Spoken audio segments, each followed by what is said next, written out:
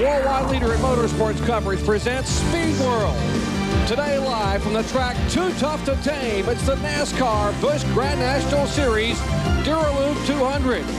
For the 6th consecutive week, Randy LaJoie is at the top of the standings, and despite his 19th top 10 finish of the year, Todd Bodine lost ground last week. He is now 130 points behind, and Kevin LePage, speaking of last week, his 10th place finish puts him back in the top 10. Hello, everyone. I'm Jerry Punch, along with 2 former Winston Cup champions and 2 former winners here at Darlington Raceway, Benny Parsons and Ned Jarrett. And guys, I got to ask you, an old racetrack with a new turn designation, what really is the dilemma facing these drivers today? I don't think it'll have a great effect on them, Jerry, as long as he has it worked out with his spotter. That might be the biggest confusion that they might have here today. But they should have, in practice yesterday and qualifying, should have figured it out. And they do not need to go into this race today thinking, you know, hey, I don't want to get mixed up out there. Turn 1, 2, 3, and 4. They need every ounce of concentration that they can get. Well, speaking of this race today, Benny, for the past 14 years, this race has been won by Winston Cup regulars. Why is that, and could that change? Well, it's because of their experience at this racetrack, and it can change because the Busch Series, for 8 years, Ned Jarrett and I have been together. We've been talking about that when it's a jumping-off place. The Busch Series is the place, a stepping stone to the NASCAR and Winston Cup.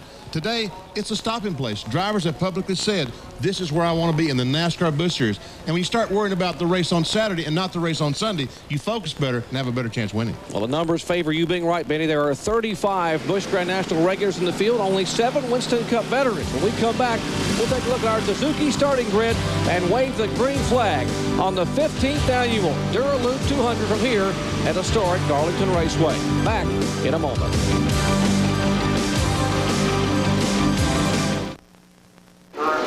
Back at Darlington Raceway, 42 cars get set to start. Take a look at our Suzuki starting grid. Mark Martin, his 5th pole at Darlington, South Carolina. Today's Manufacturers Championship. Today's field has 28 Chevrolets, 9 Fords, and 5 Pontiacs.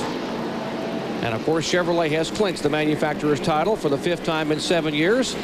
Our Suzuki starting grid, 42 cars will start. Mark Martin leads the charge at 5th pole at Darlington alongside a returning Busch Series veteran Jim Bound.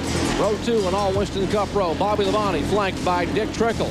Back in row 3, last year's Rookie of the Year, Glenn Allen Jr. alongside Ricky Craven. Back in row 4, there's the point leader Randy LaJoie alongside Joe Bessie. And in row 5, rounding out the top 10, Scott Legacy from the sports car ranks and Winston Cup veteran Jeff Burton. As you see, the rest of the competitors will line up for the Dura Lube 200 today. There's row 7, Michael Walter, Ben McKenzie. Ned, it's going to be strange seeing these cars going down in turn 1 for the first time. And I'm sure they're going to be a little bit anxious about that, too, because we've watched cars try to race into that turn before, and you just basically have to get into single file going into what is now turn 1.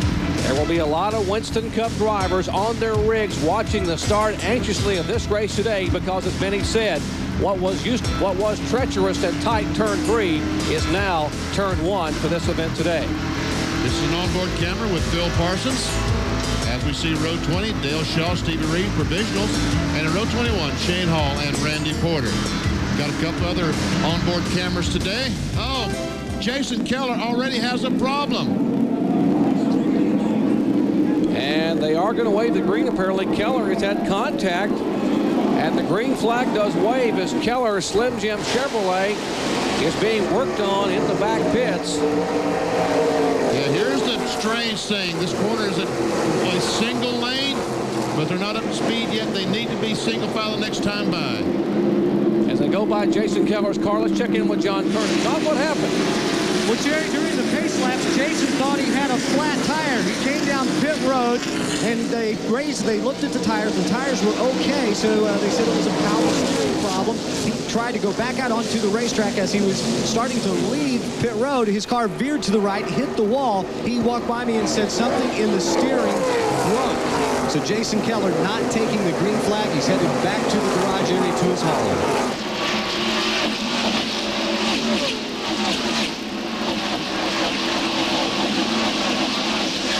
Mark Martin leading as the cars flash by. There's a battle. Bobby Labonte in the car 44 trying to take a look at second spot. That is Jim Bound in the new colors, the red and white Car number 51, Chevrolet Monte Carlo in second spot. And Bobby Labonte will be on the pole for tomorrow's Mountain Dew Southern 500, where Jeff Gordon is trying to win $1 million. A couple of cars making some passes back there, including Randy LaJoy. Pick up. Jeff Burton just took the 7th spot away also, Ned. So now let's see if Labonte can make a shot for second coming off the new turn 4. Can't quite make it stick.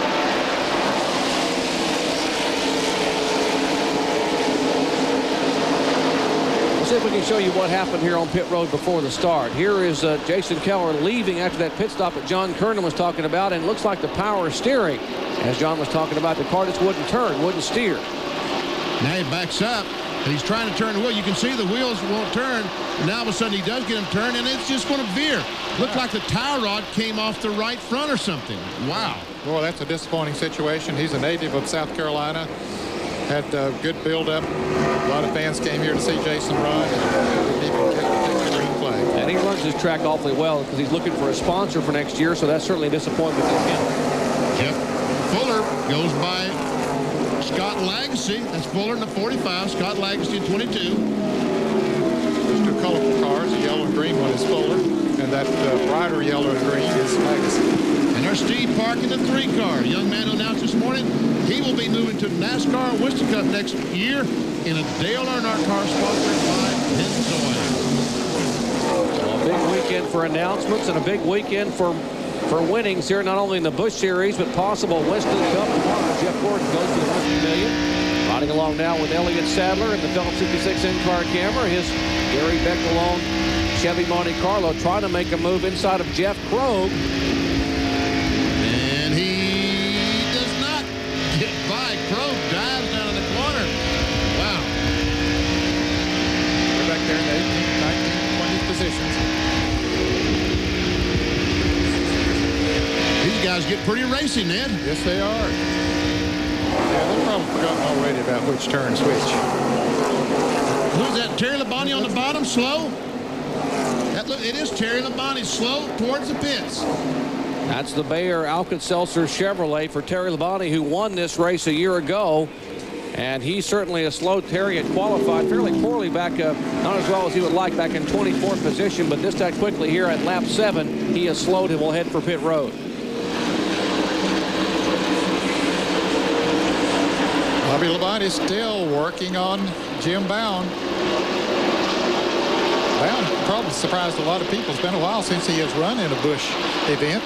Came here and sat on the outside pole. Had an injury early in the year. As you see now, Jeff Burton going by fellow Winston Cup veteran Dick Trickle. Got up to 4th place now. He started 10th, so Jeff Burton is on the move. Look at him go on the inside of Bobby Labonte. Makes it look easy. Wow. My heavens. That car's working. Burton just turned it left, so now 2 Roush cars sit in 1st and 3rd position with Jim Bound in an unsponsored Chevy in 2nd spot, but Burton is taking a look. Look at Burton drive down, just turn the car left in the middle of the corner, gets under the 51 car. Now he has that favorite position going in turn 1. And Bobby Labonte's going to go with him. Got a crash. There's Scott Lagacy. No, he's backed in the fence, and there we see Johnny Chapman also pitted. So far, looks like the only 2 cars involved. That is coming off turn 4, so you see the marks already on the walls. Now, Lagacy gets it going. There is Chapman gets his car fired. Lagacy now spins another donut trying to get it headed in the right direction. So we can see he's got some pretty serious damage to the left rear of the car. And here comes the leaders. As they take the caution flag for the first time, let's see if we can see what happened to Scott Lagacy. We saw that battle between he and Park several laps before. Looks like Park might have just touched him in the rear. Hard to tell from that angle if he did or not, Ned. Looks like he might have. And around Scott goes up into the wall, and then Johnny Chapman either trying to slow down, maybe got tapped from behind or something. Anyway, we'll see him there. He comes into the picture and spinning around. Don't think he hit anything. Have another angle. Let's see if we can tell.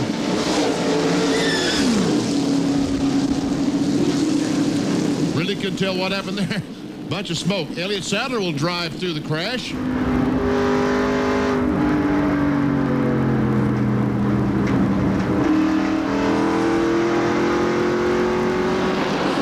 said, thank God he didn't come back across the racetrack in front of me. Yep, some work to be done on the car number 22. All right, we showed you that Terry Labonte headed for the garage area. I think our Kyle Petty has caught up with him. Kyle? Terry, a little bit of a short day here today. Yeah, it was. I don't know what happened. It lost a cylinder there. It wasn't a plug wire. I guess it's something inside broke. I kind of couldn't believe it. But it's been typical for our luck with our Busch car this year. We've had kind of a tough year and fallen out of about all the races. So I guess it wasn't too big a surprise. He's going to head on over to the motor coach, get an air conditioner, and have an Alka-Seltzer after this one, guys. I guarantee a little sponsor will go to work for Terry Labonte there after a short afternoon. Well, we're in the early laps here at the track. Too Tough to Tame, Darlington, South Carolina. 11 laps are complete. Mark Martin, our leader.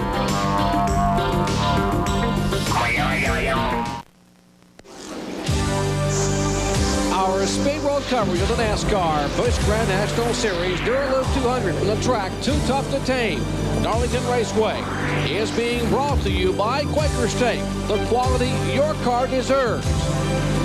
By Daytona USA, the ultimate motorsports attraction. And by Suzuki. Your Suzuki motorcycle and ATV dealer has the ride you've been waiting for and the financing to get it. Setting for the green flag, including the first caution flag of the day, brought out by a spin by Scott Legacy off of turn 4. Johnny Chapman also spinning. He just joined us. Mark Martin was the pole sitter and has led since the drop of the green flag as we raise the green flag again here on lap number 16. And right on his back bumper, his teammate Jeff Burton made a that route those cars, and he was coming through the field from first place all the way up to second. 63 back to the lead is Mark Martin, and now it looks like Bobby Labonte making a charge on the 9 car. There's a 29 car, Elliott Sadler trying to get by the 56 car, and Elton Sawyer on the inside. There's Mark Krogan 80, Robert Preston 47, come up the corner 2 by 2. I'm wondering if that 29 is really up to full power, Benny, of Elliott Sadler.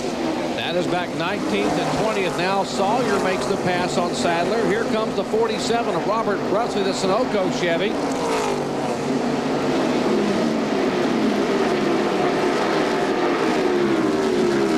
Might have had a little build-up on his tires or something on the restart. Elliott Sadler, he behind you, turn 4, one in the wall. That is Jeff Fuller. You heard the spotters telling the drivers there's a car in the wall. Going straight down the straightaway, track is clear. Turn 4 with direct. That is the Hunter Specialties Chevy Monte Carlo of Jeff Fuller. Former Rookie of the Year, former NASCAR Featherlight Modified Series champion, and that cockpit is completely full of smoke as he is trying to get the car back toward pit road. A lot of damage to that car. That's too bad. On lap 19 of 147, Jeff Fuller will take his car to the pit road. He started in 15th place here today and was running good. The leader, Mark Martin, comes by once again and takes the caution flag. Well, just that quickly, we had 2 caution flags here in the first 18 laps. 200-mile event, 147 laps, $350,860 up for grabs. As you see the damage now, the pretty heavy damage on the Mike Laughlin-owned machine. See if we can watch from Phil Parsons' channel lock in-car camera and see what happened to the car number 45. It happens way up in front of us, right in the left-hand corner of your screen, upper left-hand corner. And Phil slows down. Looked like Steve Park was right behind Jeff Fuller. Don't know if they had contact or what, but evidently they did make contact because we understand that NASCAR is giving him a black flag. And penalty box, 1 lap for Steve Park. Wow. So the young man who finished first and second the last 2 times out got his first super speedway victory at Michigan on ESPN and finished second to Jimmy Spencer last Saturday night in a slugfest at Bristol, Tennessee. He's going to head to pit road from black flag. As you watch that car, let's check in. What about the Elliott Sadler situation, Bill Weber? Well, Dr. Punch, his crew chief Sandy Jones said Elliott took a brief time out there and went to school. And learned a few lessons as he got past there on the track. So their car's okay, their engine's okay, just Elliott learning some lessons here. And they said this morning they would be very patient. Elliott has had some good runs here in qualifying, but in his 2 previous races here, he has not had the finishes he was looking for. So after 2 disappointing races back-to-back coming in here the last 2 weeks, he's looking for a good finish here today. Boy, Elliott was our pole sitter here in the spring. As there's a consultation, Tony Uri, right side of your screen, just walking out of your picture there. That's the NASCAR official. They were talking with NASCAR, as you heard Ned Jarrett mention that you'd overheard on the radio a moment ago that they were going to have a little consultation there in the pits with a young man who has been definitely a rookie rocket this year. Take a look at Steve Park's stats. 2 wins, 8 top 5s, 14 top 10s. Most rookie points ever collected by a rookie driver. We'll come back and tell you what's happening in just a moment. Back at Darlington Raceway, the car number 3 of Steve Park is on pit road, and Bill Weber is there. Well, they brought him in. Apparently, NASCAR has told the team that Steve has been a major factor in 2 accidents. Right now, he's being held for a 1-lap penalty. Tony Uri is explaining to the NASCAR officials down here that there's no damage on our car. We haven't hit anybody. Their spotter said when the 22 went around that basically the 22 slowed on the track, and that caused that contact. Steve has also told his crew, I haven't hit anybody out here. But he is sitting out a 1-lap penalty here. Tony Uri's point is that you're taking his car out of the race for something that they're convinced they did not do. So they're very unhappy down here. NASCAR is looking at the car. Tony's been asked to step back to the wall. You can obviously see his displeasure with this decision. But Steve Park, a 1-lap penalty for being what has been termed a major factor in 2 accidents. And the car sits on pit road as the field gets ready to take the green. All right, Tony, you're obviously very upset. Steve Park, a rookie driver, leading rookie contender, currently 3rd in the point standings as the field comes by, and Park still sits there. They're all around him. Lap 23 after 4 laps of the second caution flag today, and Martin carries him off into turn 1, and now Steve Park's car is released to head back to turn 1. There's Todd Bodine on the bottom, that yellow car, taking a spot away.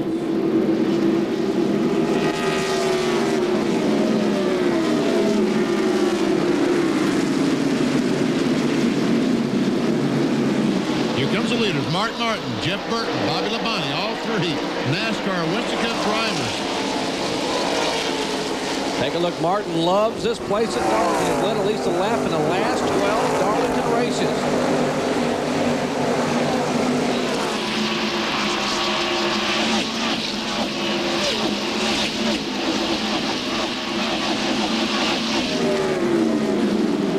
Mike McLaughlin in the car number 34, making a move and a move up front for the lead. Jeff Burton will go by Mark Martin as he come off turn 4 down the start-finish line, and Burton will now lead a lap. Boy, Burton is like a bullet, and he has come from a good qualifying effort and just passed cars with ease and is now pulling away from Mark. Yeah, he started in 10th place, and he just picked those other 9 drivers off just as fast as he came to them. His car is handling very, very well. Here's a group of cars that's racing awfully hard. That's Robert Presley in the 47 car trying to get in on the inside of the 56 car of Jeff Probst. And he saw that he was not going to be able to get in the corner, so he wisely backed off, fell back in line, and they'll go through the corner single file. As we ride along with Elliott Saddle, the Phillips 66 Chevrolet. Watch these cars as they move about. At about 140, 50 miles an hour through this corner, off right up against the outside retaining wall. And Robert Presley ran up on Probst, got a run on him, made the pass, but we got a crash. That's coming off turn 2 as you look at these cars. Buckshot Jones, Aquafresh Pontiac. That 4 car just jacked somebody up and got us Whoa, too. He's knocked the fuel Looks like the hood's bowed up a little bit. You guys had. You heard the spotters. You saw the flames boil up. It's caught on fire and it went back out. Try to get going if you can. That was Buckshot. And the 4 car has some damage to the left rear of his car. That's Dale Schaub in the Phoenix Construction Chevrolet driving for James Finch. You heard Buckshot talking to Ricky Pearson, his crew chief. Caught on fire one. Pick it up, come on. They're wanting to start the carb and drive it back. Drive it over. If it's on fire, drive it over here hard as you can drive it and we can put it out. It is on fire. Yeah, Buckshot didn't want to crank Hell that no, I thing ain't back going up. no further. I'm talking about it's the flames when I crank it up. There you go, Buckshot. There you go. Ricky Pearson saying, get it over here Did as it fast knock as the you can fuel get it pump off of it, Tony? Did it hit that hard? Didn't look like it, but it must have if it keeps burning. That 4-car jacked somebody up. The 89 car got us too. All right, there. Got the hood bolt up. If we can see what happened to Buckshot, there's the 4-car. And there's a 4-car backing in the fence. And the 00 is going to turn around now. And he's already hit the outside retaining wall. And here's where he lets the clutch out, starts to drive off when he catches on fire. Ooh, the 4-car hits with the right rear as well. Like the 78 car, look at the flames there beneath the 00. Well, the fuel pump on the Chevrolet is on the right-hand side. It's the engine is somewhere in there. So Ricky Pearson, I think, hit the nail on the head. He hit the wall hard enough to knock the fuel pump off. And when they broke a fitting on the fuel pump, so when the car turns over and the fuel, it will turn the fuel pump, make the fuel pump pump fuel out, and it said so the brakes probably catch it on fire. Looked like the 78 car may have gotten Buckshot from behind. That's Nathan Bucky and Dale Shaw is in to see where that tire's been flat spotted. Folks, that is a flat spot. That car spun with the brakes locked. Let's look down to John Kernan. Well, Dale Shaw's in. The crew has completed the work on the right side. Now working on the left side. A lot of sheet metal damage and maybe a tie rod broken or something. They've told him to shut the engine off, and now they're going to probably take him behind the wall. First, they're going to look underneath the hood to see if something is not right in the front end of that car. And they're going to check it out and look at it. He may end up going behind the wall to try and fix this. Yeah, it looks like a tie rod's broken because both front tires are splayed out. Let's go to Bill Weber on the front stretch. And Steve Park is patrolling down pit road here. He will get 4 tires and fuel, and this will be one attempt to help him get back that lap that was taken away from him when he was held on pit road. So he brings his AC Delco Chevy into the pits, and the crew goes to work around to the right side, put on the right side tires first. Now the car falls off the jack. This will take some extra time. Fortunately for them, they're under caution, so they'll be able to make that up. Tightening the lugs on the right-hand side. Now they'll have to pull the sheet metal away, make sure it doesn't rub against those tires when the car fell off the jack. Now round to the left side. Put on the left side tires. Plenty of fuel for Park. Remember, he is a lap down. Was held for a 1-lap penalty here on pit road. So he's got 4 tires and plenty of fuel, and their strategy begins to try and get Steve Park back on the lap and then back into contention. All right, Steve Park making only his second start at Darlington, finished 34th here in the spring after they had a fuel pressure problem. There is the 00 of Buckshot Jones. He was involved in the 3rd caution flag today. And once again, here's how the wreck started. Watch the car number 4.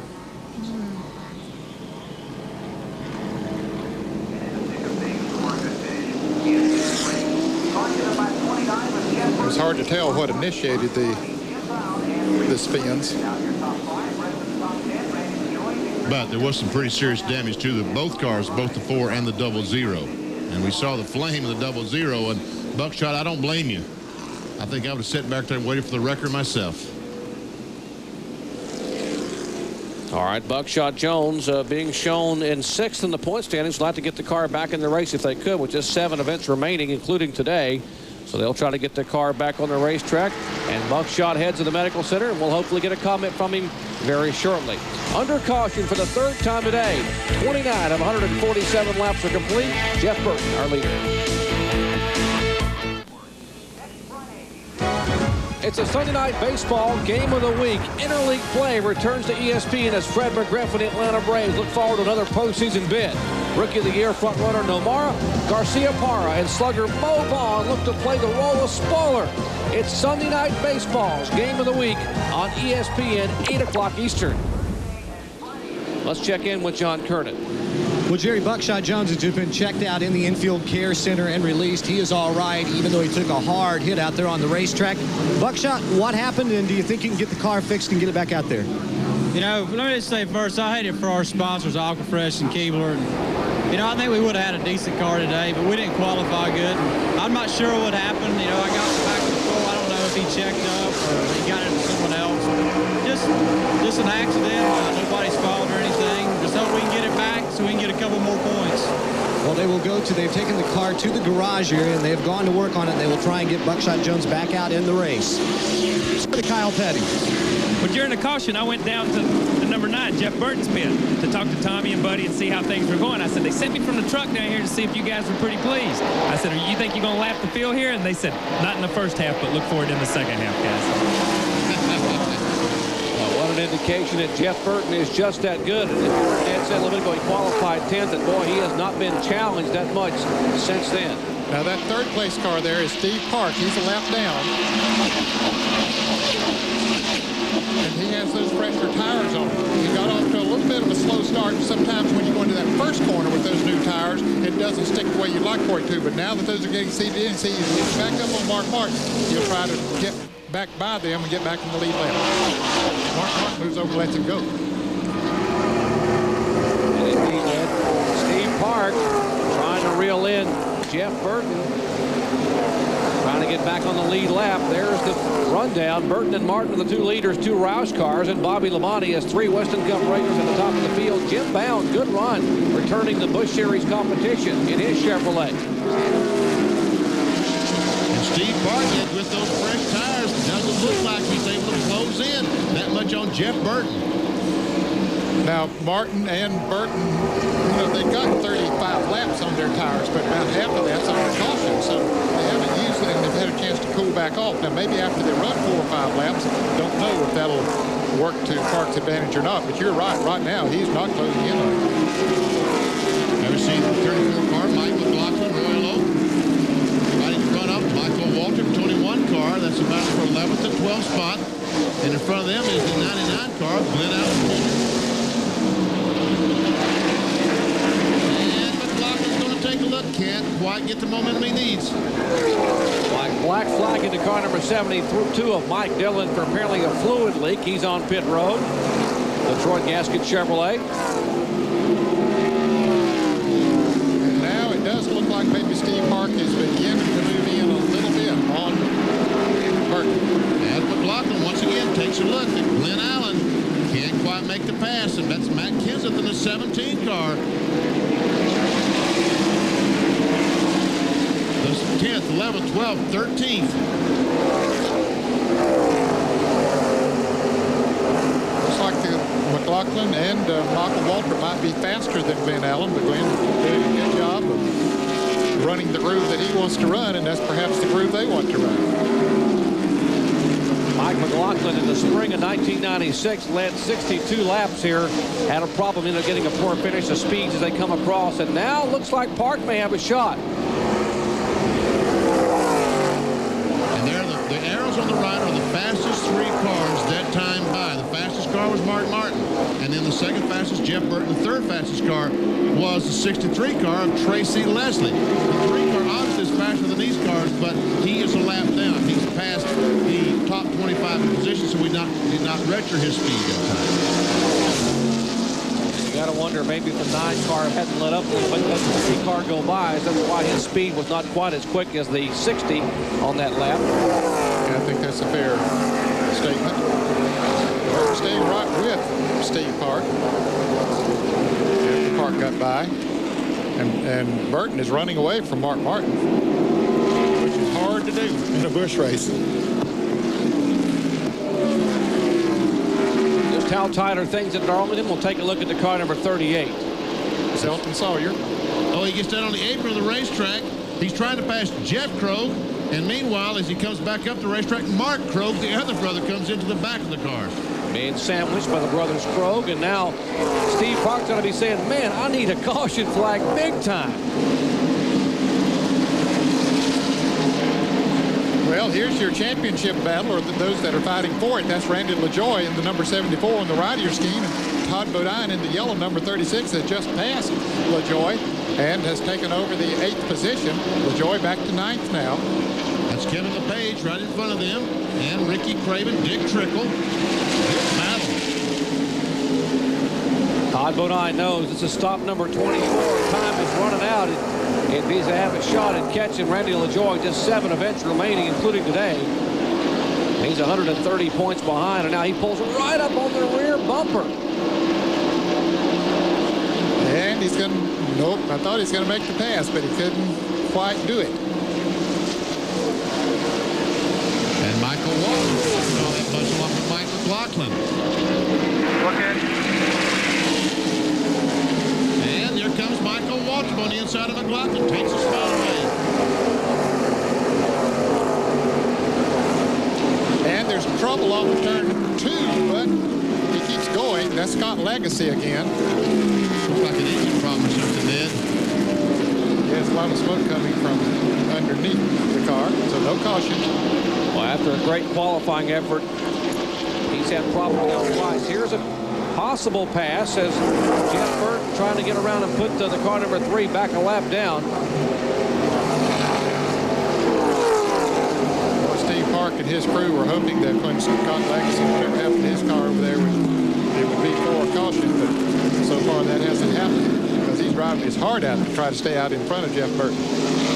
See, now Steve Park's tires are getting heated. He's had to drive so hard to get up there and pass him. And the tires are fresher. They're heating up now as they come in on some traffic. And Mark Martin's just sitting back there, taking it easy. He's let Jeff Burton race that 3 car and use his tires up. I believe Martin is actually reeling in that lead 2 there, that leader, Jeff Burton. There's the 51 car of Jim Bound. He is being shown in 3rd position after qualifying on the outside of the front row. And then Bobby Labonte is running in 4th place. There he is in the Shell Pontiac, number 44. Dick Trickle's the next car. He's in 5th spot. And Ricky Craven not that far by, just a couple of car lengths back in the 2 car. Saw Johnny Chapman go by on the apron of the racetrack slow the last time. That looks like he has a problem. And he's a lap down in 34th position. Trickle having won at Hickory. Dura Lube sponsoring his Dennis Shoemaker Chevrolet. The same sponsors at the race today. There's the leader. Hits the yellow car, number 9, the track gear Ford of Jeff Burton, showing the way at lap 45 to 147. It's Burton, Martin, Bound, Labonte in the top 4. Back in a moment. This beautiful aerial was shot from high above historic Darlington Raceway, courtesy of the fine folks at Pennzoil and our Pennzoil copter cam. Getting a look at this egg-shaped oval. Looking from turns 1 and 2 back up toward turns 3 and 4 as we check in now in the back pits with John Kernan. Well, Jerry, Jason Keller's crew have almost got the work completed in fixing their car. What it was a bad valve in the power steering unit. And here's the thing. NASCAR has told them that they could come onto the race and go back into the race after they get the car fixed. The only problem is their driver, Jason Keller, nowhere to be found. He apparently left, so what they've done is asked Jeff Fuller if he would get into the car, and I've just been given the word that, yeah, when the car is finally ready to go back out onto the racetrack, Jeff Fuller will be behind the wheel unless Jason Keller shows back up. All right, Jason Keller was 11th in the point standings, was 10th last week at Bristol, just slid back to 11th, but only 15 points out of 10th place. There's the leader at car number 9, Jeff Burton. He is now about 4 car lengths behind Steve Park. Car number 3 is on the tail end of the lead lap. And Todd Bodine then goes by Ricky Craven. He continues to move right on to the front, and then Michael Waltrip coming right on with him, too. There he goes on the inside of Craven. Takes over the 7th. Well, he tries. Yeah, maybe you get him this time coming off this turn. Oh, he slides up right in the racetrack, right in front. And McLaughlin also will go by Craven. There's Jeff Fuller about to get in the Slim Jim Chevrolet. He's taking Jason Keller's helmet out. Well, they're about the same size, so he'll probably fit in there okay. You see Matt Kenseth going by Kevin LePage. That's Kenseth in the 17. That would be for 10th position. Todd Bodine has called Bobby Labonte. Dick Trickle passed Bobby about 3 or 4 laps ago and has taken over the 4th position. And now... And Ray LaJoy looking for the spot as Elliott Sadler goes by in the 29 car. So where's the looking back at 13th, exactly. That is the car number 74, right side of your screen, the Venus colors. The current Busch Grand National Series point leader, Randy LaJoie, defending series champion, has now slid back to 13th. His car way up across the racetrack. Yeah, that car is not him. Let's check in their pitch with Bill Weber. You're right, Ned. Just a little tight is all the crew is saying, that LaJoie's car is just a little tight. The 63 goes around him. Randy looks to the inside and lets him go. But that Fina car is just a little bit tight. They're going to try and adjust on it when they make their pit stop, and that could be coming here in just a matter of a few laps.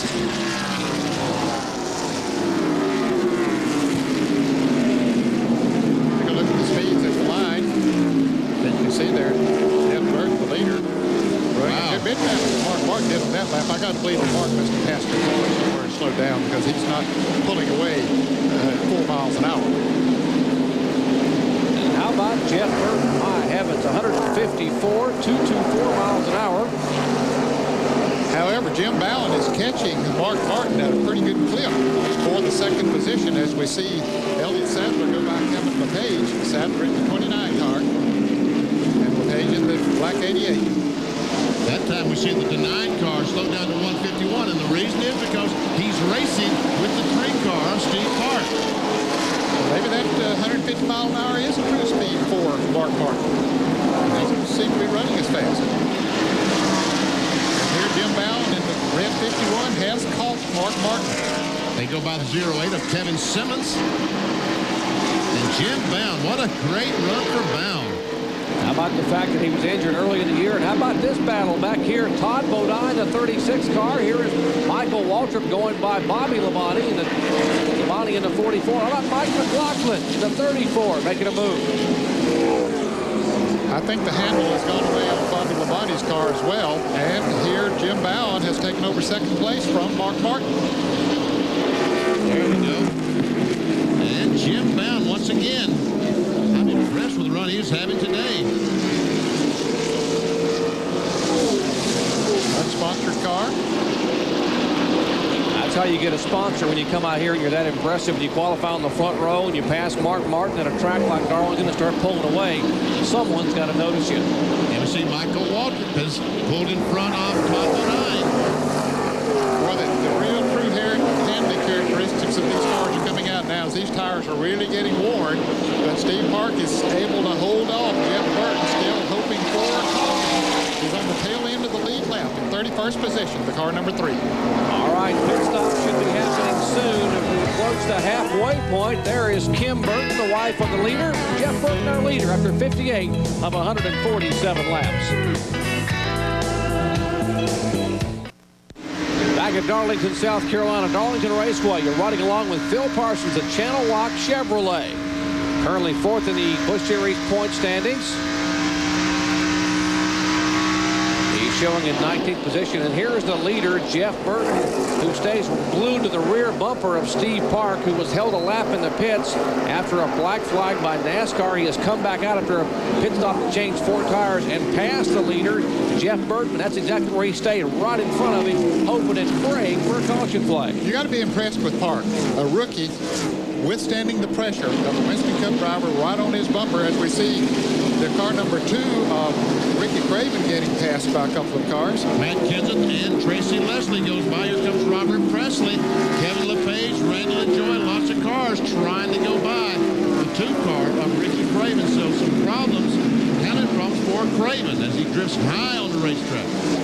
I think the handle has totally gone away on his car. Primarily the tires worn out, or at least 1 or 2 of them. Craven has dropped back to 12th position. Obviously, the handle, as Ned said, has gone away as he tries to fend off Robert Presley, who's coming up to make a challenge. Presley in the 47 car. And here's what happened to him a moment ago going into the turn. Matt Kenseth down on the inside in the yellow and white, number 17. And Ricky Craven saw him coming and made an evasive move. He saw that fender right in his door. He said, whoops, I think I better back off and let him go by. All right, Presley just made a move around Craven. Here comes Kevin LePage in the TBA. That's to be announced. David Ridling injured. They're going to announce their sponsorship in early October.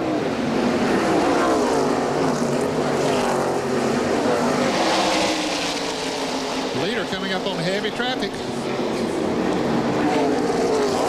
Pit stops will be coming up very, very shortly as we are about 10 laps away from the halfway point. Good crowd on hand watching Busch Series action. We'll be back in a moment.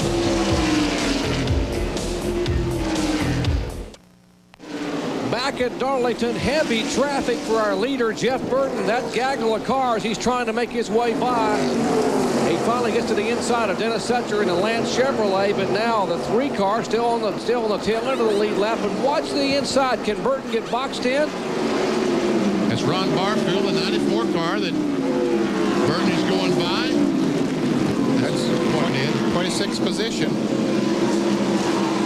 Dennis Setzer was running in the 28th position. He's almost a lap down.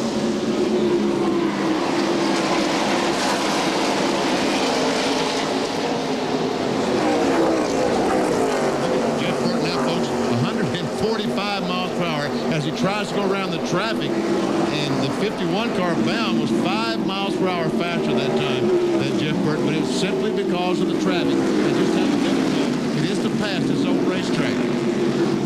There are 27 cars on the lead lap, including the car number 3 right in front of Burton. Right in front of the 3 cars, the 96 of Stevie Reeves. He is in 26th position.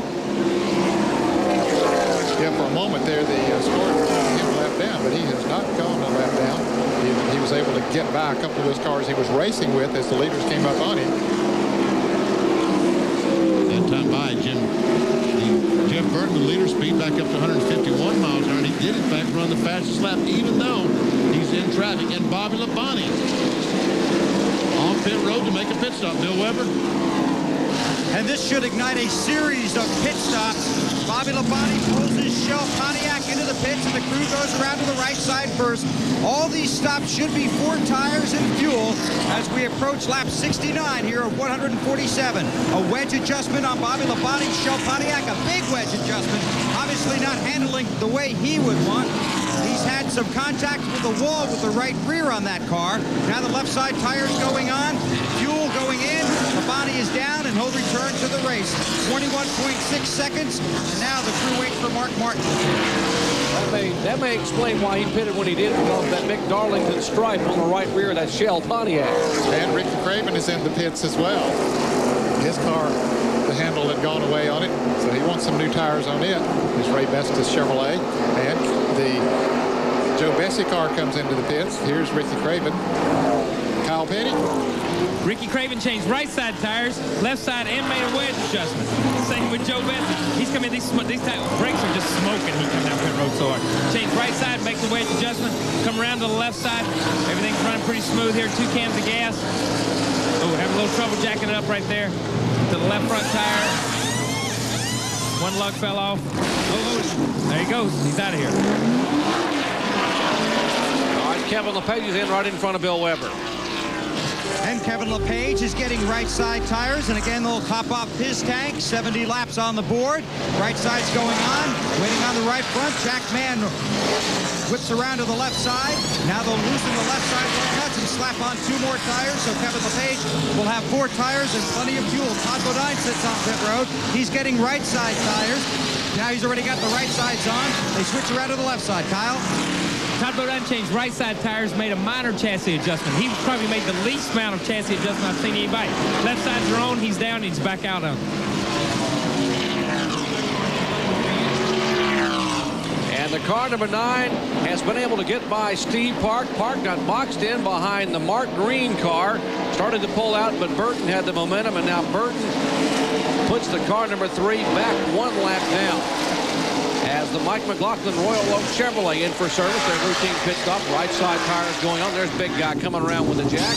Left side, Gary Cogswell and crew. Putting left side tires on. Glenn Allen is in. Looks like a good pit stop there from McLaughlin.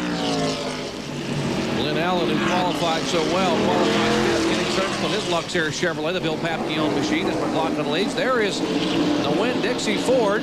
He was our pole sitter. He's dropped back to 4th. Michael Waltrip has gone up and taken over 3rd. And here comes Dick Trickle, and Mark Martin is headed for the pits. And so is Dick Trickle. Both of them headed for the pits as we near the halfway point. They'll get the halfway point this time by. All right, Martin really really came off that racetrack in a hurry. He's headed to you, Bill Weber. And they really eased Mark Martin to the halfway point. They kept telling him pit and 2 more laps. Those 2 laps would go by, 2 more laps, 2 more laps. Now he's on pit road, gets a drink, right side tires. They will make an air pressure adjustment on the right front and the right rear tires. Mark has been just a little bit loose. Dick Trickle also on pit road. Right side tires, they make a track bar adjustment, swing around to the left side. Left's going on Mark Martin's car. Left front is done, left rear is on. Mark's away. Trickle waiting on tires. Left side's going on. A little slow on the left rear. Waiting for the left rear tire. Now the fuel going in. And Dick Trickle returns to the track. Jim Bound should be in next time by. Phil Parsons also sits on pit road. And Randy LaJoie is in. He's the first car that you see there. Gets the #1 pit as a result of being the NASCAR Busch Grand National champion. John Kern in backstretch. Robert Presley was just in a few laps ago for a 4-tire change. He started 34th and moved all the way up to 12th on the racetrack. Remember, he won a race here and won 2 races in a row in the spring of 92 and 93. But they had some problems on the left side of the car.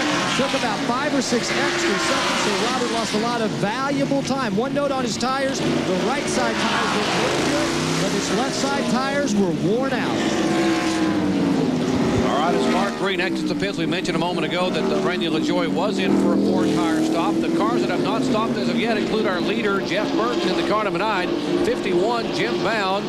The 21 of Michael Waltrip has not been on pit road, and the 29 car, Elliott Sadler, also has not made a pit stop until just now. As you see, Elliott Sadler's Phillips 56 Chevrolet head down at 55 miles an hour. Tim Fedua and Hermie Sadler have not stopped either. Let's check in with Bill Weber. And Elliott Sadler slowly down pit road all the way toward turn 1, swings it left into the pits, and the crew will go to work. He also will get 4 tires, and he's made it past the halfway mark. A lot of guys obviously will be going the distance from this point unless they get a caution. And the leader now hits pit road. Jeff Burton in front of Kyle Petty. These guys started stretching about 3 laps ago. You knew they were coming. They changed right side tires. They're on the left side. They're putting 2 cans of gas in it. They're the only team that's left their wedge wrench on this side of the wall. No chassis adjustments at all. He's getting ready to be out and gone. Mike Walker's behind him. He's changed right sides, come around to the left sides. They're putting the 2nd can of gas in. Michael made a slight chassis adjustment over here. To the left front. Car's up. Car's getting ready down. It's gone. Michael Waltrip leaves. The 51 car of Jim Bound will come on the pit road, but he came on very, very slowly. And Bill Weber, he is headed toward you. Very cautiously down pit road. An amazing afternoon so far for Jim Bound, making his return to the Busch Series in a brand new race car. Several members from Cale Yarborough's RCA Ford Winston Cup team are here.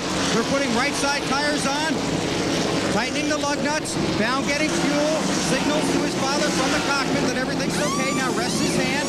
Come around to the left side. Jack slides underneath. Lug nuts coming off. Tires off. Putting fresh Goodyear Eagles on the left side. Clean the windshield. Cleaning the grill. 23 seconds and change. 23.9 for Jim Bound, but still a great afternoon so far for him. All right, as Bound exits pit road, we are showing 78 laps complete. We are past the halfway point here in the Dura Lube 200. 147 laps comprise this 200-mile event as Todd Bodine continues to be on the move in the Stanley Tools Pontiac. And there comes Bobby Labonte. He and Todd Bodine racing for position, and that would be for the 12th spot. Right now, Hermie Sadler still has not stopped, has he, Ned? I don't think so. No, he's being shown as the leader. How about it, John Kernan?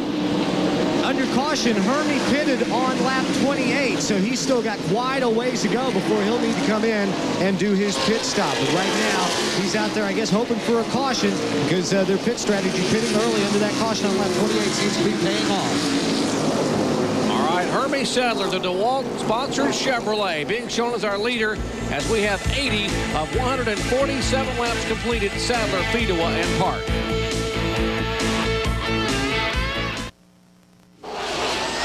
Track Facts are brought to you by Quaker State, the quality your car deserves.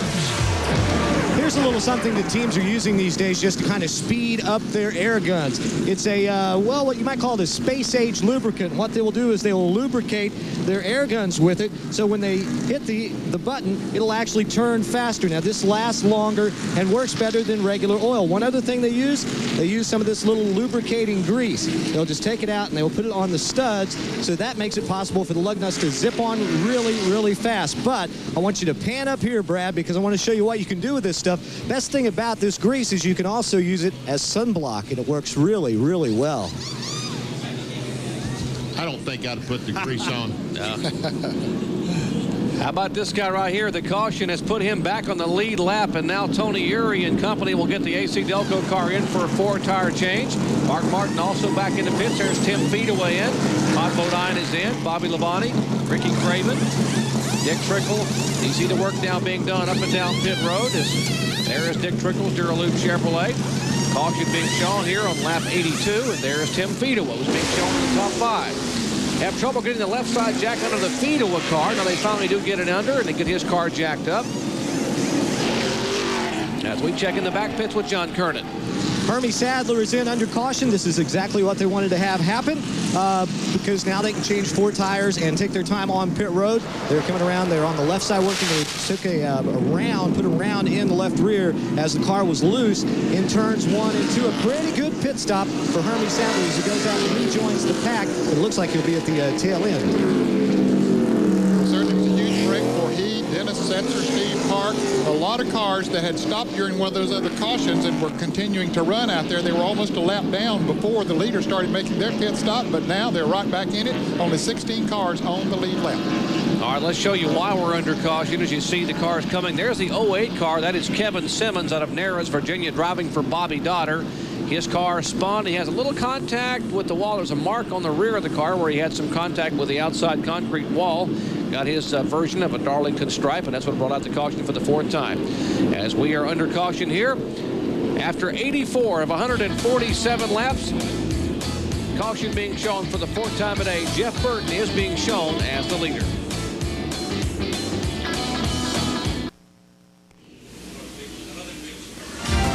Tomorrow at 1 o'clock Eastern Time, the ESPN NASCAR Ride-Along program takes you to the Darlington Raceway for the Mountain Dew Southern 500. Jeff Gordon looks to do what only Bill Elliott did in 1985, win the Winston Million. $1 million bonus for winning 3 of NASCAR's 4 major races. It all starts with NASCAR today, 12:30 p.m. Eastern Time, and then our live coverage at 1 o'clock. Our field summary after 85 of 147 laps, Jeff Burton back atop the leaderboard. Nathan Butke being shown in 2nd spot. Mike McLaughlin, Michael Waltrip, and Jim Bound. That great run holding on to a top 5. Now, I said a moment ago there are only 16 cars on the lead lap. Some of these cars made a pit stop, and it'll catch up to them. They're going to be a lap down once they come back to the start-finish line, and they're coming back to the start-finish line and get the green flag for restart. Shane Hall on the outside, trying to get a lap back. That's also the 29 car. Elliott Sando, both those cars a lap behind. I guess the car in 4th spot is actually the leader from the 8th place car. Yeah, he's put the car back in the pack. That's why. And this is going to be a break for those cars. Wow, what a crash. Heavy impact. One car gets airborne, goes over another race car. That is the Johnny Chapman machine that is showing all the flames in the backstretch. His car, the Alarm South Ford, comes to a halt. He has pulled the inside fire extinguisher. He is trying to get out of the car, and now the safety crews are there. The crews still up to speed. They're trying to get the field woed down as they need to pull Chapman away from the racetrack, and finally do, because the cars now, the field comes off of turn 2.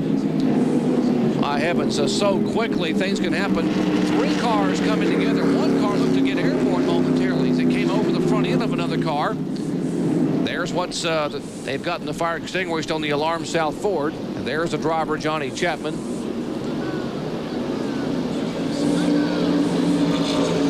It all started on the speed shot. We saw the 22 car of Scott Lagasse spin.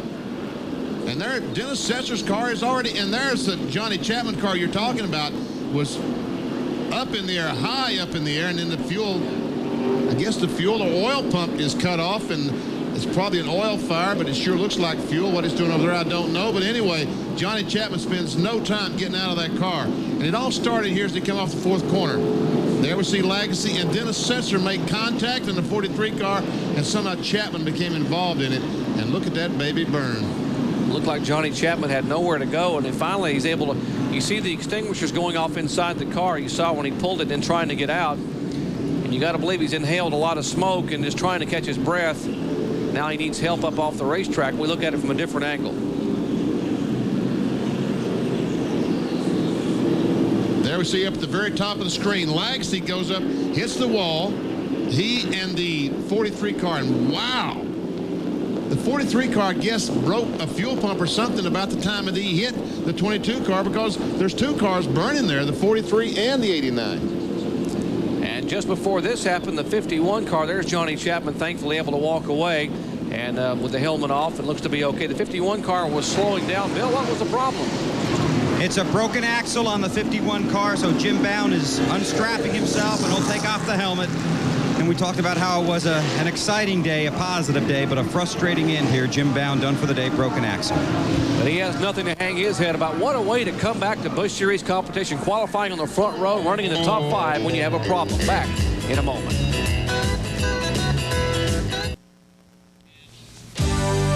Our Speed World coverage of the NASCAR Busch Grand National Series Dura Lube 200 from the famed Darlington Raceway in Darlington, South Carolina is being brought to you by the more than 1,675 AutoZone stores across America. AutoZone, the best parts in auto parts. And by Smooth Busch Beer and easy drinking Busch Light. Busch, the official beer of NASCAR. Well, a great points battle is shaping up. This is the way they were coming into the day, but it is going to taper down big time as we have exciting Busch Series action continuing from Darlington in just a moment. Back in Darlington, South Carolina, Darlington Raceway, a scary moment out of turn 4. 3 drivers involved, bringing out the 5th caution flag today. Let's take a look once again. All right, here are the 2 cars we're going to watch as they come off the corner. Also, pay attention to this car back there. These first 2 cars, Scott Legacy, the yellow car, Dennis Setzer. Legacy, the yellow car, goes up, hits the wall. And about that time, Setzer runs in the back of him, knocks the fuel pump off, and watch Johnny Chapman come in, hit Setzer's car, catapulted that car, almost goes over the guardrail. And Benny, I got to believe there was some grease on that track up there, some oil or something. Michael Waltrip in that shot you were showing there turned completely crossways as he was coming off of that corner too. As we check in now in the pits with Bill Weber. Bill? Well, some of that fluid may have come from Jim Bound's car. You're out of the race after a great run. What happened, Jim? Well, the axle broke there on the restart and knocked the dust cap off, which is what keeps the grease in. So I hauled it down the racetrack, then my axle slid out. So I am guilty for causing that last caution. If part of my car broke and it caused somebody else some problems, I hate that. You had a great qualifying run and your car was running well here in this race. Yeah, I really think we had a pretty good chance to win. We really did. In the long run, I was real good. The 9 car was a little bit better in the early part, but the second half of the run, I could catch back up. So I thought I had a shot at him. I had track position on him, but it didn't work out that way. But I tell you, I got to thank all the volunteers that helped me, Rose Auto Wrecking, Brigadier Homes, Quality Homes, and Barefoots, because everybody pitches in a little bit in this effort because we can't afford to go a whole long ways, but we go hard when we go. Okay, and they went real hard today, and as we go down and look at this tire, you can see the fluid here, the grease, the oil is coated the wheel and the tire as well. In fact, Mark Martin was right behind Jim on the racetrack when he broke that axle, and Mark came in, got his front end of the car checked, and got his windshield cleaned because it was covered with all that fluid. Jim Bound hopes to go to Richmond next week, but he desperately needs a sponsor if he's going to get there. To John Kernan. Dennis Setzer's been checked out in the care center. He is all right. Dennis, what a wild ride out there. What happened? It sure was, John. You know, the Lance Snack Chevrolet, we're having a pretty good run. Stayed on the lead lap there, caught a caution when we needed it. We come off 2 behind Scott Legacy there, and there's some oil on the track. I don't know what happened. Scott jammed in the wall, and then we followed him right in and caught him right in the side. Just unfortunate to do, you know, for the Lance Chevrolet, but, you know, we'll be back next week at Richmond, hopefully with a great car. That's Dennis Setzer. Disappointed now, but looking forward to next week. Back upstairs. All right, working the 5th caution flag today. All 3 drivers are okay. Jeff Burton being shown as our leader as we approach the 100 lap mark. In fact, 94 are complete. Burton is the leader. Back at Darlington Raceway. You want to get information quickly in a hurry? How about NASCAR Online? www.nascar.com. Real-time information about what's happening during this Busch Series race as well as Winston Cup. Information about weather in the area, who's running where, and how fast. NASCAR Online. Back to green flag action at Darlington, South Carolina. 95 laps complete as Jeff Burton in track gear forward into turn 1. On that caution, 5 cars got back on the lead lap. They were running right in front of the leader when the caution came out. Elliott Sadler, Glenn Allen, Kenseth, Sawyer, and Robert Presley. There's Dick Trickle, 64 cars. He goes by Jeff Drove. And we told you the caution flag a moment ago involved 3 drivers. The most serious of those 3, Johnny Chapman, and he's now standing with John Kernan. And Jerry, it's good to report that Johnny Chapman, okay, despite that scary-looking ride in the fire. Johnny, it looked terrifying from pit road. What did it look like from your side? It was pretty bad. We tough break from the alongside Ford. We had a rough break to start with. Had a right rear tire go flat. Had a pit under green before everybody else. And coming off 2 now it is. There was oil all over the track, and everybody started bunching up. And I saw it was bottom, and I tried to go to it, and it closed up before I got there. And hit the inside wall, and I didn't have any brakes, so I had to ride the firehouse. So it's a pretty tough day for our team. So we're just trying our best next week at Richmond. All right, well, good to report once again, Johnny Chapman is okay, Jerry, even after that scary ride where he caught a lot of air. Well, that is good news for Johnny Chapman. There's a battle. Tim Fedewa trying to hold off the car number 2. That's a great spot. As he come off the turn 4, and Crane will get on the inside. He has a third line going down into turn 1, and he'll take the spot away from Fedewa. The 85 car back there, Shane Hall, being shown 2 laps down in 28th position. Jeff Burton is our leader. Mike McLaughlin, Todd Bodine, Steve Park back on the lead lap, and back in the top 5. He's in 4th spot. Dick Trickle is 5th. Herbie Sadler 6th. Bobby Labonte's Pontiac 7th. There's the Tim Fedewa battle we're watching. That is 8th, 9th, and 10th. Mark Martin trying to take over the 10th position from Stevie Reeves in car number 96, and he gets it. Stevie Reeves coming off his best run of the year in Memphis, Tennessee, where he finished 7th in the Big A Auto Parts Ford. And Robert Presley dives on the inside of 17, but he knew that 17 was going to have to come down when they got to turn 2, so he wisely backed off the accelerator. Turn 2 at Darlington, probably the toughest corner in all of racing. And we understand that Michael Waltrip is behind Brendan Rodgers and out of the race. Michael had come in for a late pit stop after getting very crossways during that wreck. Kyle, how about what happened, Michael? When Michael left the pits under the green flag stop, he said he got to the end of pit road and it started missing. The caution came out right after that. They come in under that caution, checked it. They feel like they've got a broke rocker arm. Michael doesn't want to run all the races. He's not out here for points. Doesn't want to mess up his motor. He'll take it back to the shop, put it back together, and come back next week. All right, tough break for Michael Waltrip, who holds the track record here, the event record for after his win here in the fall of 1992. After he goes out, there are 18 cars remaining on the lead lap.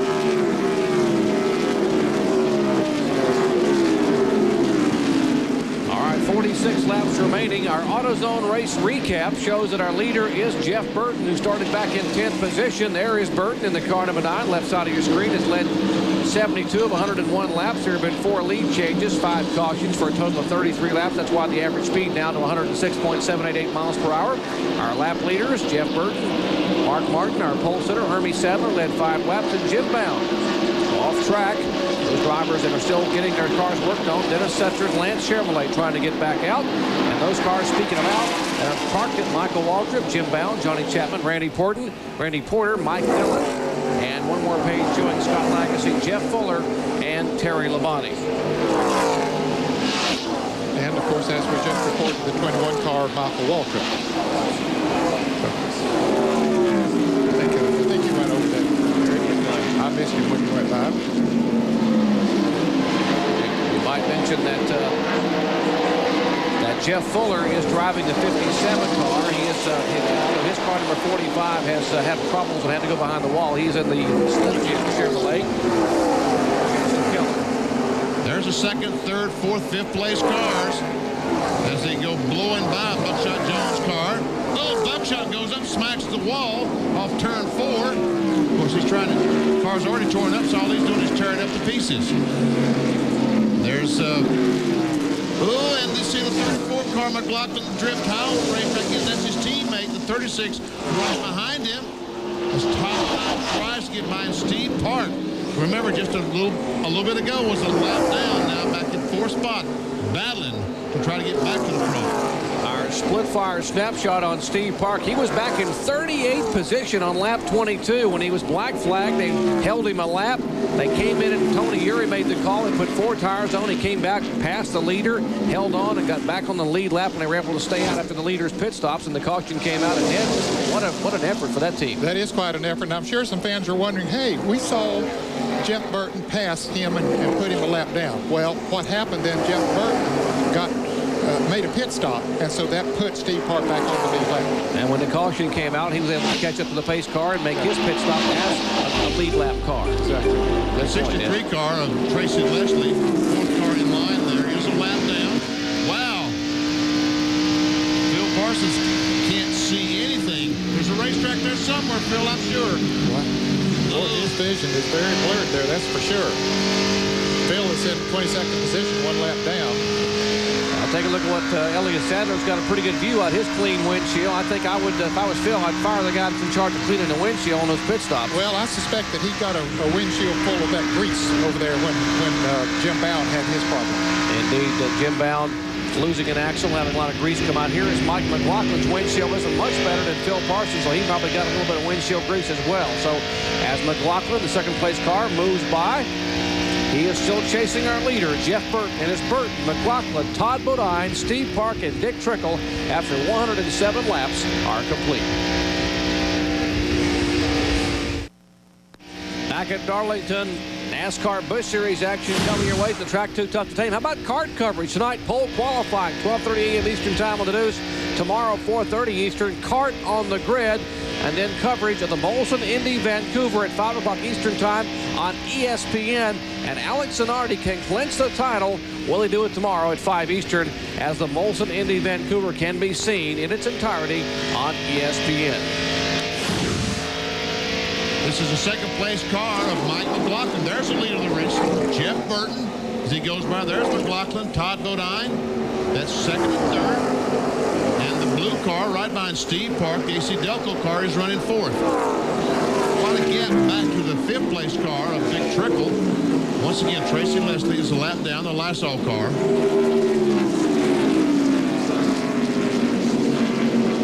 There's a car number 3 in 4th position. The 4th place car, I should say the 5th place car, is the 64 car, the Dura Lube Chevy, and there he comes into your screen. That's Dick Trickle. Randall LaJoy is, in fact, a lap down. The next car behind Trickle is a lap down.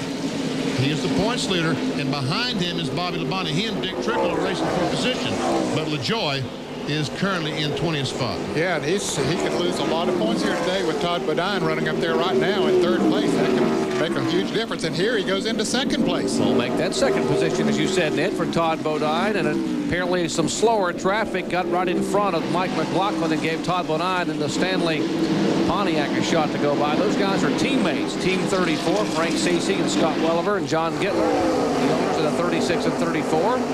I'll show you how that pass happened here a moment ago. It's Buckshot Jones going down in the corner.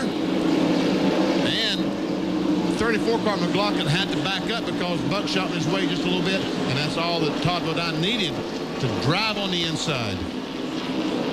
Now here's 8th, 9th, and 10th position. The 1 car, the DeWalt Chevy of Hermie Sadler. The 2, the Rebestos machine of Ricky Craven. The 29 of Elliott Sadler. So it's a Sadler sandwich. I should say Sadler sandwich and Craven. And that is for position.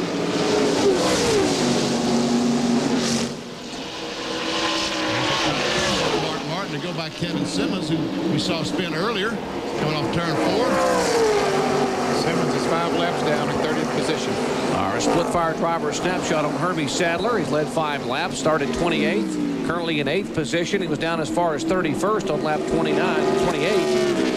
of course, a leader on lap 79. And you see Ricky Craven trying to drive to the inside of Hermie. Can't quite make it. Differential. The gap between first and second is now over 3 seconds. And we see that Mark Martin is over 14 seconds behind his teammate, Jeff Burton.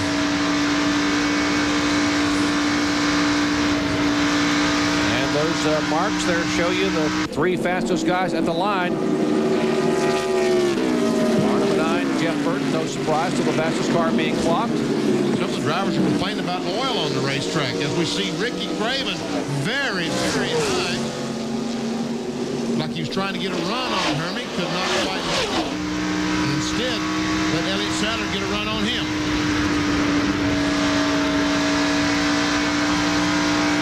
That time by, Bobby Labonte was the fastest car. And there's the interval leaderboard showing you how far these cars are behind the leaders. The leader is Jeff Burton, and as you watch the car number 1 of Hermie Sadler, that's a battle for 8th, 9th, and 10th, 1, 2, and 29.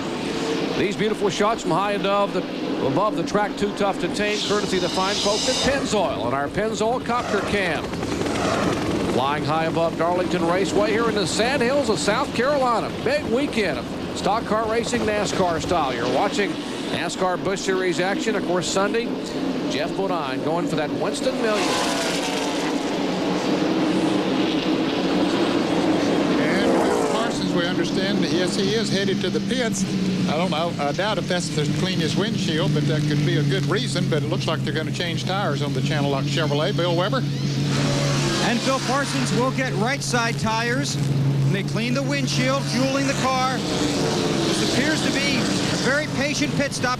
Phil's going to get 4 tires and go back out. This team had to change the entire electrical system on this car this morning because Phil just felt in final practice yesterday that something was wrong with the car. So this morning, this car looked like a model kit in the garage. Now he's got 4 tires and heads back out.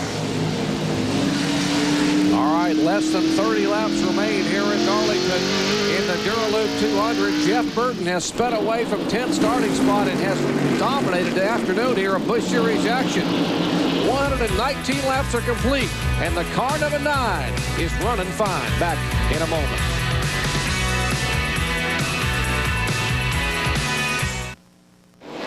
Back at Darlington Raceway in Darlington, South Carolina. They're starting to get a little racy back here. That is Todd Bodine, second. Third place car, the 34, his teammate, Mike McLaughlin. That's Steve Park back in 4th position as you look from McLaughlin's Gould's Pumps in-car camera. And he takes a run on Todd Bodine down the backstretch. And can't quite make it. As a slow car, Kevin Simmons is there. And that car right on the right of your screen, Tracy Leslie in car number 63, he's staying right with that group. Unfortunately, he's a lap down. He's in 18th position.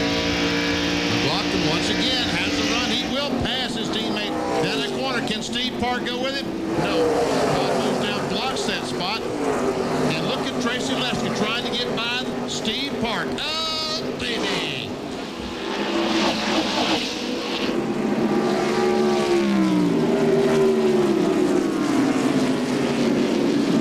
I think that 63 had been raced for position, Ned. He would have gone on then. Might have, but there's no point in taking that kind of a chance because if he passes these cars, it isn't going to help him that much because the leader is way out in front of them, and he's got to pass him to get back to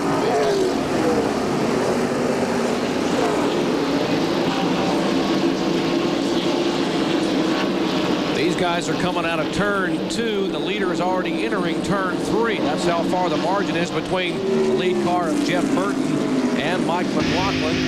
As we'll have the cars coming out of turn 4, and we'll check the speeds at the line. And we'll see that Burton's still running 150 miles per hour, and Todd Bodine about to lose a spot to the 3 car off Park, and Park will go by and take over the 3rd spot. Remember, Todd Bodine trying to gain points in this season-long point battle as we check in down with Bill Weber. Well, Todd Bodine has just told his crew his car is starting to get very, very loose. Other story for Steve Park, his car is a little tight off the turn. So as we go deeper into this race, more laps on these tires, different characteristics. Check it out. Dick Trickle has caught this group of cars. That's the red car right behind Leslie. And Bobby Labonte has caught Dick Trickle, so they are definitely trying to move towards the front.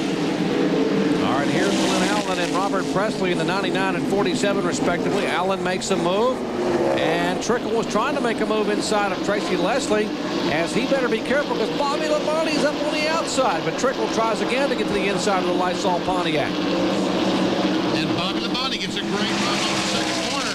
Trickle moves down trying to block it, but Labonte's coming on.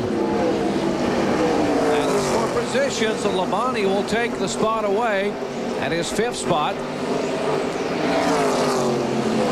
So once again, when you drive offensively, you need to try to be a little bit defensive. That time Trickle gave off everything to the offense and forgot about defense.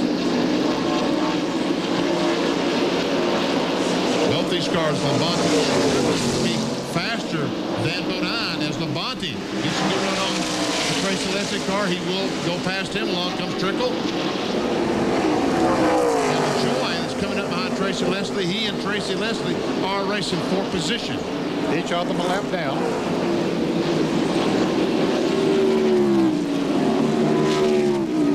And here's Labonte trying to make a move on Todd Bodine and does it. Trickle tries to follow. You heard Bill Weber mention that Todd Bodine, reporting his car was very loose. He slides way up across the racetrack to give away 2 spots, but really can't do much about it as both Bobby Labonte and Trickle go by.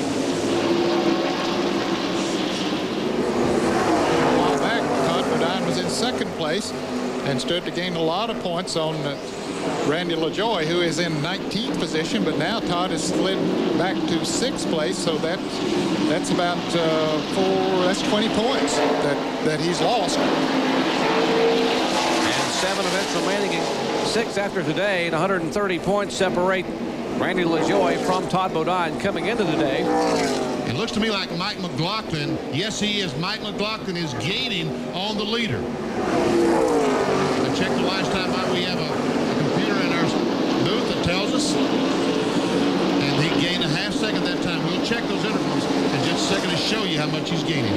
All right, we are inside 20 to go, in fact 17 to go, and there is a very pensive Kim Burton wondering if her husband has a shot to hang on to get the win.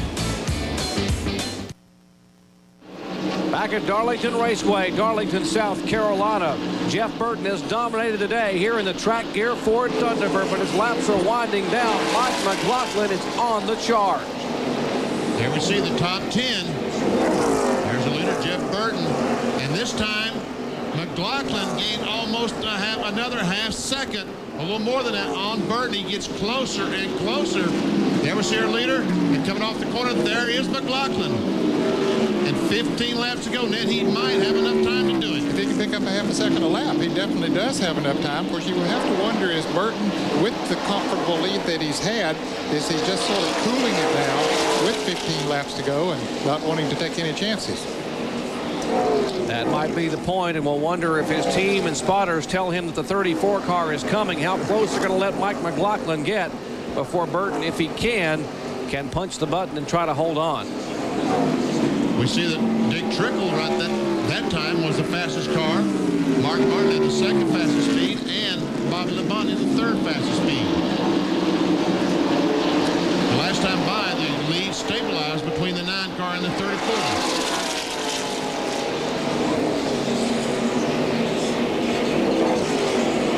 And this time, he gained about 4/10 of a second.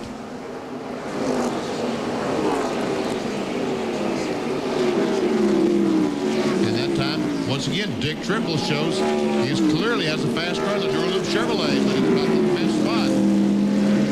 And I tend to believe you're right that maybe Jeff Burton, knowing how treacherous this racetrack can be in the late laps when it gets a little slippery, maybe he's sort of biding his time, waiting and watching, knowing I can hang on these last 12 or 13 laps. How about it, Kyle Petty? Well, down here in Jeff Burton's pit, they're watching the same monitor you guys are. And they keep flashing signals up to Buddy Parrott, to Tommy Morgan, and those guys saying how close he's getting. Nobody seems to be worried. They're preparing all their stuff, putting it back in the boxes, getting ready. This day's over with for them. All they got to do is run another 8 or 10 laps, and they're concerned, I think, is head to the other end of pit road and go to victory lane. That time, McLaughlin once again inched a little closer, about 0.2 of a second. This time by, we'll check and see. McLaughlin goes by. Oh, that time he lost about 0.2 of a second. So maybe you guys are right. Maybe Burton was just taking it easy. There's the car number 36, and is now falling back, down to about 7th position. The Stanley Pontiac, and apparently the handle has really gone away. Yeah, Martin just got around him, moved into 6th position. So Todd Bodine is just riding it out here, hoping not to lose any more positions. We'll check the interval once again. It was 3.17 seconds. We'll see if they have said anything to Burton. Now 3.5 seconds back to second spot. He gained 0.3, the leader.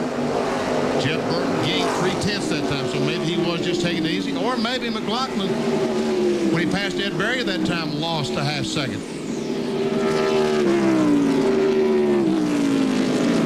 Don't you know Magic Shoes love to win at the Southern tradition, Darlington. You know, he led 62 laps here back in the spring of 1996. Ended up having a problem with the car being swept up in someone else's accident. Had a terrible finish, but has run well.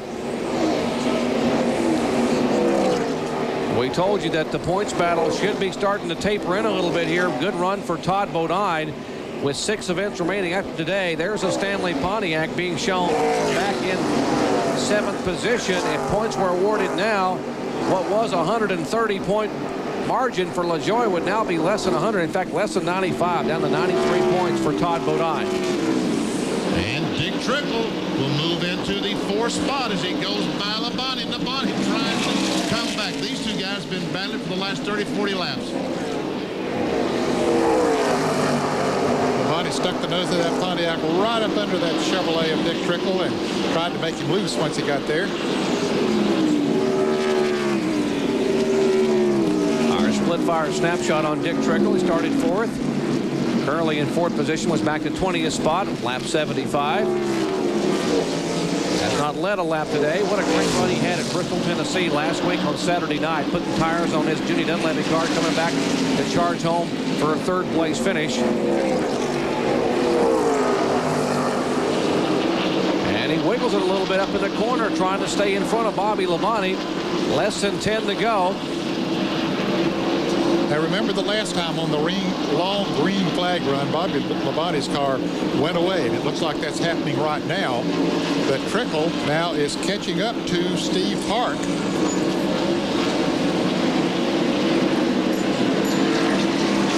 Hark rang in 3rd. You can see how close he has moved in. Hark is in that car number 3 there, right in front of Trickle. And for you fans, we've been watching an interval between the leader, Jeff Burton, and McLaughlin.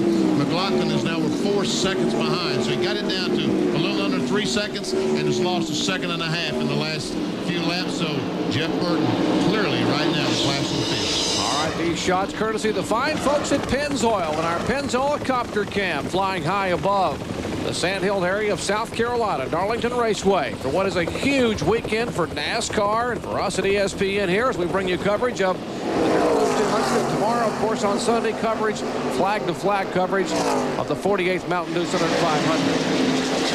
There's the battle for the 9th spot between Ricky Craven, the 2 car, and Elliott Sadler, the 29 car. This is once again 9th spot, as you can see from the pylon on your screen.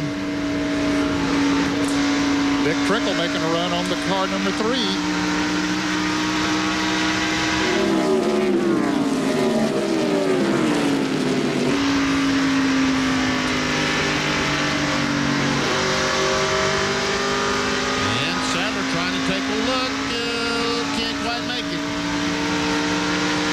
Trickle did not get by Steve Park. And then here's Sadler once again.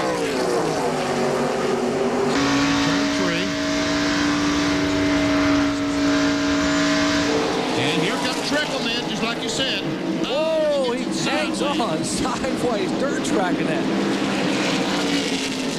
And Sadler still working hard on Ricky Craven. That's for 9th position. Actually, whoa, and Sadler gets a little slippery. I think all these guys right now are just slipping and sliding, trying to gain positions if he can, but basically trying to hang on. Elliott Sadler Hopes to get his best finish ever at Darlington Raceway, getting a top 10 run, trying to get in the 9th spot as he looks at the Ray Vestas Chevy and Ricky Craven right in front of him. Now looks to the inside. Down the backstretch, got to run, but no, can't quite make it. Has to back off.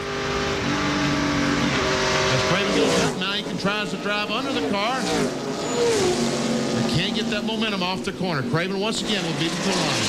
Jeff Burton will get the white flag the next time by. As you watch battles all around this racetrack, again for 9th and 10th spot, as Carl Simmons waves the white to the track gear forward of Burton, and Sadler knows he's got a lap, and so does Trickle. And Elliott Sadler will take over the 9th spot from Craven. And Jeff Burton, meanwhile, is on the backstretch on the last lap. How about the battle for 3rd? As you watch now, Sadler has made the move. Trickle trying to get by the 3 car. There's the leader coming into turn 3 for the final time. Trickle ran up on Steve Park coming off of turn 2, and Park, I don't know if he's got a flat tire or what happened. He was very slow coming off the turn. Trickle ran right up on his back bumper as we come to the checkered flag, Jerry. Checkered flag, and Jeff Burton takes the victory, his second of the 1997 season. Mike McLaughlin will finish 2nd, Dick Trickle 3rd, Bobby Labonte 4th. And they're showing now in 5th position would be the Steve Park car, as you said, Ned. And the car number 36 will finish in 8th spot. We've met 60 car of Mark Martin in 6th. The 7th goes to Hermie Sadler. 8th is Todd Bodine. 9th, Elliott Sadler. And 10th would be the car number 2 of Ricky Craven. Okay, let's watch coming off of turn 2 over here. Trickle in the red, number 64, and see Park's car got loose or something, and Trickle ran right up into him. Couldn't help it. He had a good run coming off that corner. Bobby Labonte went on by 2. All right, let's check in the winner's pits with Kyle Petty. Well, these guys have been calm down here all day long. Flag. Man, you guys look like you had it in the bag all day. It looked like it was a perfect day. Yeah, the car was pretty good all weekend. We should have had a shot at the pole, and we just, I don't know, one of them typical deals. We can be fast to come qualifying, and we back up for some reason. I'd like to thank Jack Rouse, Buddy Parrott, and Jeff Burton for giving me the chance to have this deal, and Track Gear and all the other people I'm not remembering to say. That's all right, man. Congratulations, Tommy Morgan and the whole crowd. How about that? Tommy Morgan and his crew getting their 2nd victory in 1997. It's his 6th Busch Series win for Jeff Burton in his 164th start. We'll come back to talk to him in a moment.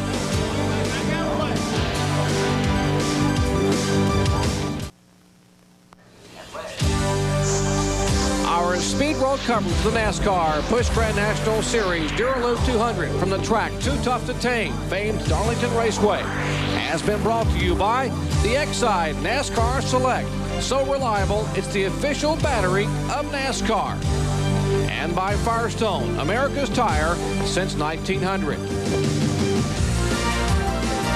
Well, 30-year-old Jeff Burton has made his way to victory lane, and let's go down and hear the celebration.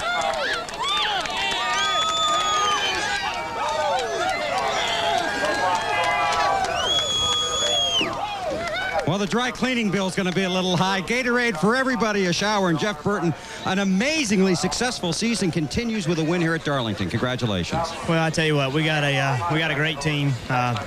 Run this car out of our Winston Cup shop, and everybody at our shop does a great job. And Track Gears has been a great sponsor for us, and you know, without Jack Roush and Ford and everybody that makes this thing work, I couldn't do this. And these guys right here are a lot of them you see on the Exide team, a lot of them you see on this team. We just get mixed together and do a good job. Very stout race car you had here, Jeff. You had them covered from the green flag. It was a lot better than I thought it was going to be. That's the truth. I was worried about it. The tires were really good today. To be Darlington and as abrasive as it is, the Goodyears did a great job, and it was it had a lot more grip than I've ever had. And there again, I was real loose. They kept saying, take your time, take your time. Well, I was going as fast as I could go. That's just all that I had left. I know you're going to enjoy this for about 10 minutes. How about tomorrow? Well, this morning the car was really good. That car will be as good tomorrow afternoon as it was this morning, and then at least they'll know we were there. You never know what's going to happen in a race, but at least we'll be a threat. Congratulations. Thank you. Jeff Burton wins here at Darlington on Saturday. He's hoping to repeat that on Sunday. Boy, Burton ran like a bullet, leading 118 laps. As you look at our final results from Darlington, guys, what a show here in Busch Series style. Darlington is always excited. Today was only 200 miles. Tomorrow, 500 miles of the same action. As you can see, 16 cars on the lead lap. All right, just 6 events remaining on the NASCAR Busch Series Tour for 1997, and the point standings are starting to close up a little bit. Todd Bodine now draws to within 97 points of LaJoie as we go to Richmond, Virginia next Friday night. Of course, coming up, more action from Darlington. Happy hour coverage, 9 o'clock Eastern time tonight on the Deuce. Tomorrow, NASCAR Today, 12:30 p.m. Eastern time, with an hour live flag-to-flag coverage of the Mountain Dew Southern 500. Remember, college football coming up next. The Residence Inn College Football Scoreboard coming up next. For Ned Jarrett, Kyle Petty, John Kernan, Bill Weber, and Benny Parsons, I'm Jerry Punch congratulating Jeff Burton. This has been a presentation of ESPN, the worldwide leader in sports.